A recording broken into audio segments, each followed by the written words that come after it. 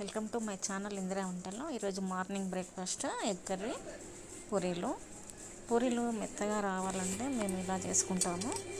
2 కప్పుల గోధుమ పిండికి 1 కప్పు మైదా పిండి కలిపి అందులో కొద్దిగా సాల్ట్ వేసి బాగా కలిపి చపాతీ పిండి మాదిరి కలిపి పెట్టుకోవాలి. ఈ విధంగా చపాతీ పిండి మాదిరి బాగా కలిపి ఉంచుకోవాలి. తర్వాత వీటిని చిన్న చిన్న ఉండలు చేసుకొని పూరీల మాదిరి ఈ విధంగా చిన్న చిన్న ఉండలు చేసుకొని పూరీల మాదిరి ఒత్తుకోవాలి. చాలా స్మూత్గా వస్తాయి పూరీలు, పొంగుతాయి కూడా బాగా. ఈ విధంగా అన్ని పూరీలు కూడా చేసుకొని పెట్టుకోవాలి. చూడండి, అన్ని పూరీలు కూడా ఈ విధంగా చేసుకోవాలి. అన్నీ కూడా బాగా పొంగుతాయి, చాలా స్మూత్గా ఉంటాయి. దీని కాంబినేషన్ ఎగ్ కర్రీ సూపర్గా ఉంటుంది. ఆలు కర్రీ కూడా బాగుంటుంది.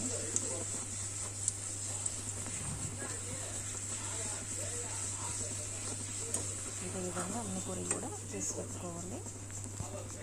పూరీలో egg curry ready. Please subscribe, share my channel.